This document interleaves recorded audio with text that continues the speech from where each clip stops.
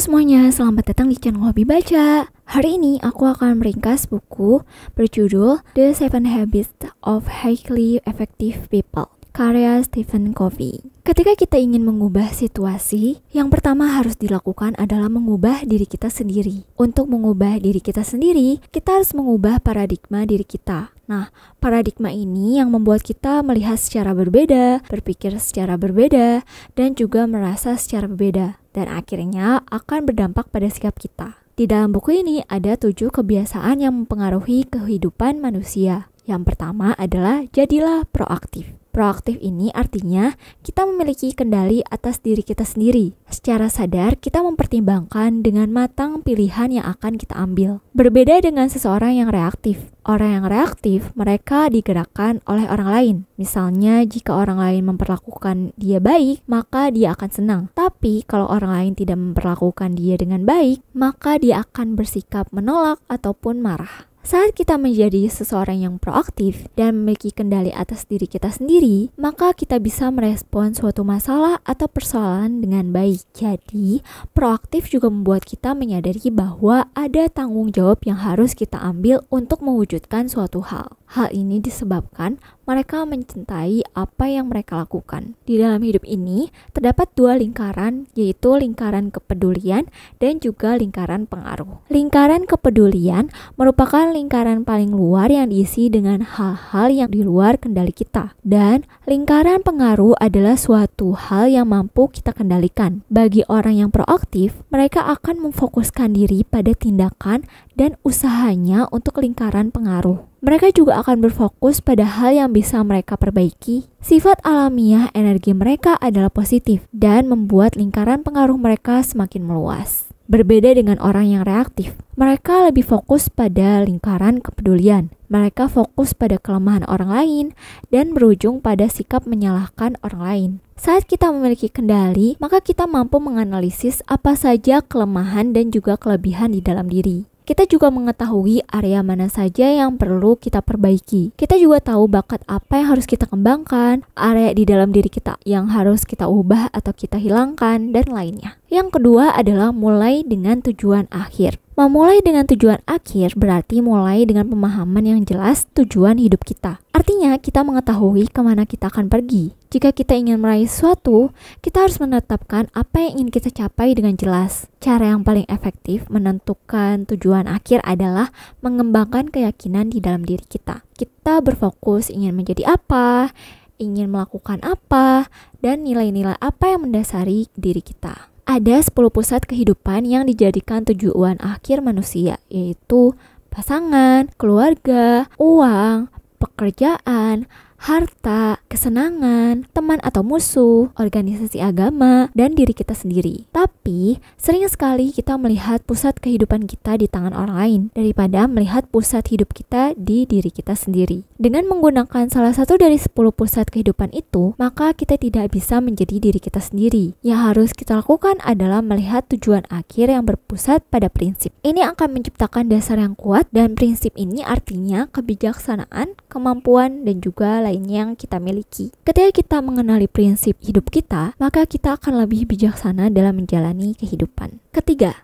dahulukan yang utama. Pada poin ketiga ini, kita harus bisa memilih mana hal yang penting dan mana hal yang tidak penting. Kita harus mampu memilih yang sesuai dengan kebutuhan kita. Jadi, kita harus bisa membuat prioritas yang bisa dikerjakan terlebih dahulu. Dari sini, kita menggunakan diagram 4 kuadran. Kuadran pertama adalah mendesak dan penting. Misalnya, masalah yang menekan atau ada proyek yang diberikan tenggat waktu. Kuadran kedua, yaitu penting tapi tidak mendesak, yaitu membuat perencanaan. Di dalam kuadran 2 ini kita juga bisa mengenali peluang baru. Kuadran ketiga adalah mendesak tetapi tidak penting. Contohnya ada telepon, ada email yang harus dibalas, dan masalah-masalah mendesak. Nah, di kuadran ketiga ini tugasnya bisa kita delegasikan. Yang terakhir, kuadran 4, yaitu tidak mendesak dan juga tidak penting. Misalnya menonton film. Kita harus bisa mengelola aktivitas di 4 kuadran ini dengan baik, karena jika tidak akan membuat diri kita stres karena memikirkan masalah yang sebenarnya tidak mendesak atau tidak penting. Oleh karena itu, kita harus proaktif untuk bekerja di kuadran kedua. Karena kuadran pertama dan ketiga sering sekali berasal dari luar, fokus dari kuadran kedua adalah paradigma yang bertumbuh dari prinsip kita. Yang keempat, things to win-win. Things to win-win ini adalah kerangka pikiran dan hati yang secara konstan berpikir bahwa kita bisa. Kita harus berusaha untuk menemukan solusi di setiap masalah yang sedang kita hadapi. Hal ini bertujuan agar kita bisa saling memuaskan dan juga menguntungkan semua pihak. Things to win-win ini memiliki arti bahwa sudut pandang kita berfokus pada memberikan manfaat untuk orang lain. Jadi kita tidak harus saling sikut atau mengorbankan dan juga menyingkirkan kesuksesan dari orang lain secara paksa. Things to win-win ini atau berpikir menang-menang ini, kita membiasakan diri untuk selalu bersikap positif. Ada 4 tahap proses ketika kita menggunakan konsep ini, yaitu melihat masalah dari sudut pandang orang lain, mengidentifikasi masalah serta kekhawatiran, tentukan solusi dari masalah yang sedang kita hadapi, dan kenali pilihan-pilihan yang telah tersedia. Kita juga perlu menjalin hubungan dengan banyak orang karena things to win-win ini membantu kita untuk membangun image yang baik dan memudahkan aktivitas kita dalam jangka panjang. Kelima, berusaha mengerti orang lain sebelum dimengerti. Kita sering sekali gagal meluangkan waktu untuk mengerti masalah orang lain. Hanya sedikit orang yang mampu menganalisis dan juga memahami orang lain. Kita difokuskan oleh masalah diri kita sendiri. Kita pun berusaha untuk ingin dimengerti dan juga mengabaikan orang lain. Kita tidak secara tulus dan tidak sungguh-sungguh memahami orang lain. Orang yang efektif akan mendengarkan secara mendalam. Mereka juga menghargai orang lain dan juga memiliki empati yang besar. Ini memiliki arti bahwa kita berusaha untuk lebih dulu mengerti orang lain.